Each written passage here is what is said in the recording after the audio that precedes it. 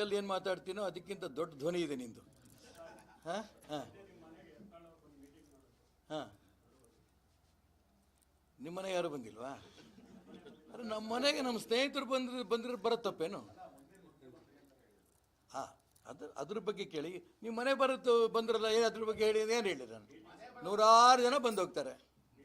ಹಾಗೆ ನಮ್ಮ ಸ್ನೇಹಿತರು ಯತ್ನಾಳು, ರಮೇಶ್ ಜಾರಕಿಹೊಳಿ, ರಾಜೇಗೌಡರು ಅನೇಕರು ಬಂದಿದ್ರು ನೆನ್ನೆ.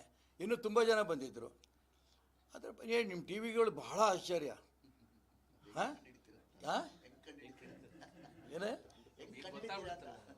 ಅಲ್ಲ, ನಿಮಗೆ ನಾನು ಅದಕ್ಕೋಸ್ಕರ ನಾನು ಸಿದ್ದರಾಮಯ್ಯವ್ರ ಮುಖ್ಯಮಂತ್ರಿಯಾಗಿ ಕಂಟಿನ್ಯೂ ಮಾಡಿದ್ರೆ ಅವ್ರಿಗೆ ಮನವಿ ಮಾಡ್ತೀನಿ, ಈಗ CID ಡಿಪಾರ್ಟ್ಮೆಂಟ್ ಇವ್ರಿಗೆ ಸೇರಿಸಿ ಅಂತ, ಮೀಡಿಯಾದವ್ರಿಗೆ. ಯಾಕೆಂದರೆ ನಮಗೇ ಗೊತ್ತಿಲ್ಲ, ಯಾರೋ ಫೋನ್ ಮಾಡ್ರಿ ಇದ್ದಕ್ಕಿದ್ದಾಗ ಟಿ ವಿಯಲ್ಲಿ ಬರ್ತಾ ಇದೆ ಅಂತ. ಏನು ಬರ್ತಾ ಇದೆ? ನೀವೆಲ್ಲ ಸೇರಬಾರ್ದ ಅಂದೆ ನಾನು.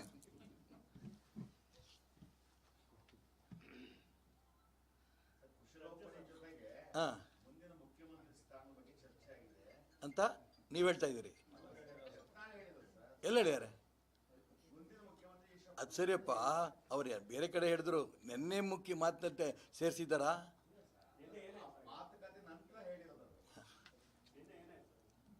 ಏನೇನಿಲ್ಲ, ಒಟ್ಟಿಗೆ ಕೂತ್ಕೊಂಡು ಕಾಫಿ ತಿಂಡಿ ತಿನ್ಕೊಂಡ್ರು ಮನೆಗೆ ಹೋದ್ರು.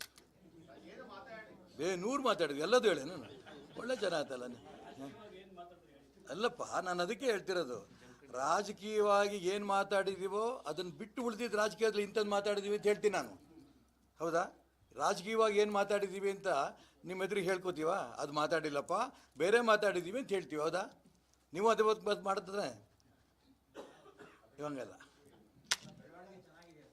ಯಾವುದಪ್ಪ? ನಿನ್ನೆ ಏನು ಬೆಳವಣಿಗೆ ಇಲ್ಲ, ಕೂತು ಕಾಫಿ ತಿಂಡಿ ಅಷ್ಟೇ. ಹಾಂ, ನಾನೇನು ಹೇಳಲಿ ಈಗ? ಅವ್ರು ಸ್ವಲ್ಪ ಡೈರೆಕ್ಟಾಗಿ ಕೇಳಿದ್ರು, ಇನ್ನೂ ಡೈರೆಕ್ಟ್ ನೀವು ಕೇಳಿದ್ರಿ. ನನಗೆ ಐ ಥಿಂಕ್ 20ನೇ ತಾರೀಕು ಜಮಖಂಡಿ ತಾಲೂಕು ಒಂದು ಗ್ರಾಮದ ಹೆಸರು ಬರ್ತೇನೆ, ಜಕ್ಕನೂರು. ಅಲ್ಲಿ ಒಬ್ಬ ಸ್ವಾಮೀಜಿಯವರು ಬಹಳ ಪ್ರಖ್ಯಾತ ಪಡೆದಂಥ ಅವಧೂತರು.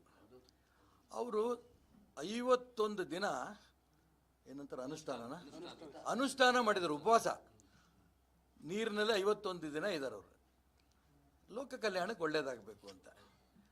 ಅದಕ್ಕೆ ಬಹಳ ಜನ ಸ್ವಾಮೀಜಿಗಳಿಗೂ ಕರೆಸಿದ್ರು. ಅದೇ ರೀತಿ ಅನೇಕ ರಾಜಕಾರಣಿಗಳಿಗೂ ಕರೆಸಿದ್ರು. ಅದರಲ್ಲಿ ಯತ್ನಾಳಿಗೂ ಕರೆಸಿದ್ರು, ನನಗೂ ಕರೆಸಿದ್ರು, ಜಯಮೃತ್ಯುಂಜಯ ಸ್ವಾಮಿಗಳಿಗೂ ಬಂದಿದ್ದರು, ಇನ್ನೂ ತುಂಬ ಜನ ಸ್ವಾಮಿಗಳು ಬಂದಿದ್ದರು. ಯತ್ನಾಳು ನೀವು ಮುಂಚೆ ಮಾತಾಡ್ತಾರೋ ಅವ್ರು ಮುಂಚೆ ಮಾತಾಡ್ತಾರೋ ನನಗೆ ಬಂದು ಕೇಳಿದ್ರು. ನಾನು ಅವ್ರಿಗೆ ಹೇಳ್ತೀನಿ, ಫಸ್ಟ್ ಮಾತಾಡಪ್ಪ ಅಂತ. ಅವರು ನಾನು ಆ ಸಭೆಗೆ ಒಟ್ಟಿಗೆ ಸೇರ್ತೀವಿ ಅಂತ ಕಲ್ಪನೆ ಕೂಡ ನನಗಿರಲಿಲ್ಲ. ನಂಬರ್ 1 ಎತ್ಕೊಂತಾನೆ ಅವ್ರು ಶುರು ಮಾಡಿದ್ರು. ಅದು ಹೆಂಗೆ ಗೊತ್ತಾಯ್ತು ಅವ್ರಿಗೆ? ಸಿದ್ದರಾಮಯ್ಯನವ್ರಿಗೆ ಮುಗಿತಾ ಇದೆ, ಅವರು ಅಲ್ಲಿಂದೇ ಶುರು ಮಾಡಿದ್ರು. ಅವರು ಮುಗಿತಾ ಇದೆ, ಇನ್ನು ಬರುವಂಥ ದಿನಗಳಲ್ಲಿ ಈಶ್ವರಪ್ಪನವರಿಗೆ ರಾಜ್ಯದ ಮುಖ್ಯಮಂತ್ರಿ ಸ್ಥಾನ ಸಿಗಬೇಕು, ಇದು ಆಸೆ. ಅದಕ್ಕೆ ನಾನು ಪೂರ್ಣ ಪ್ರಯತ್ನ ಮಾಡ್ತೇನೆ, ನಾನು ಅವ್ರ ಜೊತೆ ಪೂರ ಇರುತ್ತೇನೆ. ಒಂದು ಪಾಪ ಅವ್ರ ಮನಸ್ಸಿನ ಪ್ರೀತಿ ಮಾತುಗಳು ಆಡಿದ್ರು.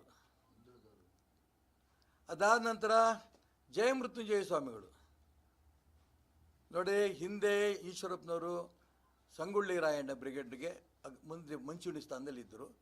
ಯಾವುದ್ಯಾವುದೋ ಕಾರಣಕ್ಕೆ ಬೇರೆಯವರು ಅದನ್ನು ತಪ್ಪಿಸಿದ್ರು, ನಿಂತೋಯ್ತದು. ಈಗ ಸರಿಯಾದ ಸಮಯ ಇದೆ. ಸ್ವಾತಂತ್ರ್ಯಕ್ಕೋಸ್ಕರ ಹೋರಾಟ ಮಾಡಿದಂಥ ಸಂಗೊಳ್ಳಿ ರಾಯಣ್ಣನ ರಕ್ತ ಈಶ್ವರಪ್ಪನವ್ರ ಮೈಯಲ್ಲಿ ಹರಿತಾ ಇದೆ. ಅದೇ ರೀತಿ ಸ್ವಾತಂತ್ರ್ಯಕ್ಕೋಸ್ಕರ ಹೋರಾಟ ಮಾಡಿದಂಥ ರಾಣಿ ಚೆನ್ನಮ್ಮನ ರಕ್ತ ಬಸವನಗೌಡ ಪಾಟೀಲ್ ಯತ್ನಾಳವ್ರ ಹತ್ರ ಹರಿತಾ ಇದೆ. ಇವರಿಬ್ಬರು ಒಟ್ಟಿಗೆ ಸೇರಿ ಅವತ್ತು ನಮಗೆ ಖಡ್ಗ ಬೇರೆ ಕೊಟ್ಟು ಸನ್ಮಾನ ಮಾಡಿದ್ರು. ಇಬ್ರಿಗೂ ಖಡ್ಗ ಕೊಟ್ಟಿದೆ. ಆ 2 ಖಡ್ಗ ಇಟ್ಕೊಂಡು ಹಿಂದೂ ಧರ್ಮವನ್ನು ರಕ್ಷಣೆ ಮಾಡೋ ದಿಕ್ಕಿನಲ್ಲಿ ಮತ್ತು ಹಿಂದುಳಿದವ್ರಿಗೆ, ದಲಿತರಿಗೆ, ಉಳಿದೆಲ್ಲ ಬಡವರಿಗೆ, ಬ್ರಾಹ್ಮಣನೋ, ಲಿಂಗಾಯತನೋ, ಒಕ್ಕಲಿಗನೋ ಎಲ್ಲ ಬಡವರಿಗೂ ಕೂಡ ನ್ಯಾಯ ಕೊಡೋ ದಿಕ್ಕಿನಲ್ಲಿ ಆ ಖಡ್ಗ ಉಪಯೋಗ ಆಗಲಿ. ಮತ್ತು ಇದೇನು ರಾಯಣ್ಣ ಚೆನ್ನಮ್ಮ ಬ್ರಿಗೇಡ್ ಅವ್ರ ಬಾಯೆಲ್ಲ ದಡ್ ಅಂತ ಬಂದ್ಬಿಡ್ತು, RCB ಬಂದ್ಬಿಡ್ತು. ಏನು ಇಬ್ಬರು ಏನು ಮಾತಾಡ್ಕೊಂಡೇ ಬಂದಿರೋ ಅನ್ನೋ ರೀತಿಯಲ್ಲಿ ಮಾತಾಡಿದ್ರು. ತುಂಬ ಚೆನ್ನಾಗೇ ಮಾತಾಡಿದ್ರು ಬಿಡಿ, ಪ್ರಶ್ನೆ ಬೇರೆ. ಅವ್ರ ಉದ್ದೇಶ ಚೆನ್ನಾಗಿತ್ತು. ಅದು ನಡೆದಿದೆ ಅವತ್ತು. ಅದರಿಂದ ಮುಂದೆ ಇನ್ನೇನು ನಡೆದಿಲ್ಲ. ಅದೇ ಹೇಳ್ತಿರೋದು RCB ಕಪ್ಪಲ್ಲಿ. ನಾನು ನಾನು ಏನು ಮಾತಾಡ್ತೀನಿ, ಸ್ವಾಭಾವಿಕವಾಗಿ ಧರ್ಮದ ಬಗ್ಗೆ ಮಾತಾಡಿದ್ದೀನಿ. ಹಿಂದೂ ಧರ್ಮ ಇವತ್ತು ಹೆಂಗೆ, ಹಿಂದೂ ಧರ್ಮದ ಬಗ್ಗೆ ವಿಶೇಷವಾಗಿ ಕರ್ನಾಟಕ ರಾಜ್ಯದಲ್ಲಿ ಏನೇನು ಅನ್ಯಾಯ ಆಗ್ತಾ ಇದೆ, ಹೆಣ್ಮಕ್ಳಿಗೆ ಎಷ್ಟೆಷ್ಟರ ಮಟ್ಟಿಗೆ ಅನ್ಯಾಯ ಆಗ್ತಾ ಇದೆ, ಅತ್ಯಾಚಾರಗಳು ಎಷ್ಟೆಷ್ಟರ ಮಟ್ಟಿಗೆ ನಡೀತಾ ಇದೆ, ಅದೇ ರೀತಿ ಗಣಪತಿ ಮೆರವಣಿಗೆ ಹೋಗ್ತಾ ಇರೋಂಥ ಸಂದರ್ಭದಲ್ಲಿ ಮಸೀದಿಯಿಂದ ಹೆಂಗೆ ಲಾಂಗು ಚೈನುಗಳೆಲ್ಲ ತೊಗೊಂಬರ್ತಾರೆ, ಪೆಟ್ರೋಲ್ ಬಂಕ್ ಹಾಕ್ತಾ ಇದ್ದಾರೆ, ತಲವಾರು ಹಿಡ್ಕೊಂಬರ್ತಾ ಇದ್ದಾರೆ, ಕಲ್ಗಳು ಹೊಡಿತಾ ಇದ್ದಾರೆ, ಇದು ಹೆಂಗೆ ಹಿಂದೂ ಅಂಗಡಿಗಳಿಗೆ ಹೆಂಗೆ ಬೆಂಕಿ ಹಚ್ಚಿ ಸುಡ್ತಾ ಇದ್ದಾರೆ, ಇದೆಲ್ಲ ಹೋಗಬೇಕಾದರೆ ಹಿಂದೂ ಸಮಾಜ ಜಾಗೃತಿ ಆಗಬೇಕು. ಆ ದಿಕ್ಕಲ್ಲಿ ಖಂಡಿತ ನಾವು ಪ್ರಯತ್ನ ನಡೆಸ್ತೇವೆ. ಎಲ್ಲ ಪೂಜ್ಯ ಸ್ವಾಮಿಗಳಿಗೆ ಆಶೀರ್ವಾದ ಮಾಡಿ. ಇದು ನಾನು ಅಲ್ಲಿಯೇ ಭಾಷಣದಲ್ಲಿ ಮಾತಾಡಿದೆ. ಇಲ್ಲ, ಆ ವೇದಿಕೆನೂ ಅಲ್ಲ, ಅದು ಅವಶ್ಯಕತೆಯೂ ಇಲ್ಲ. ಯಾಕೆ ಮಾತಾಡ್ಬೇಕಿತ್ತ? Yes sir. ಏನು ಎಲ್ಲ ಸಭೆನಲ್ಲೂ ಮಾತಾಡ್ತಿರೋದ? ಹಾಂ, ನೋಡಿ ಕೇಳ್ದಲ್ಲ, ಒಬ್ಬ ಮಹಾಪುರುಷ 50 ವರ್ಷ ಅನುಷ್ಠಾನ ಮಾಡಿ ನಮ್ಮನ್ನೆಲ್ಲ ನಂಬಿಕೊಂಡು ಗೌರವದಿಂದ ಕರೆದು ಸನ್ಮಾನ ಮಾಡ್ತಾ ಇರೋಂಥ ಸಂದರ್ಭದಲ್ಲಿ ಅವರ ಅಪೇಕ್ಷೆ ಸಮಾಜದಲ್ಲಿ ಒಳ್ಳೆಯದಾಗಬೇಕು ಅನ್ನೋಂಥ ಇಚ್ಛೆಯಿಂದ ನಮ್ಮನ್ನೆಲ್ಲ ಕರೆದು ಖಡ್ಗ ಕೊಟ್ಟು ಸಮಾಜ ರಕ್ಷಣೆ ಮಾಡಿ, ಹಿಂದೂ ಧರ್ಮ ರಕ್ಷಣೆ ಮಾಡಿ ಅಂತ ಅಂದಾಗ ಈ ಕೆಟ್ಟ ರಾಜಕಾರಣ ಮಾತಾಡಬೇಕು ಅಂತ ನನಗೇನು ಅನ್ನಿಸ್ಲಿಲ್ಲ ಅಲ್ಲಿ.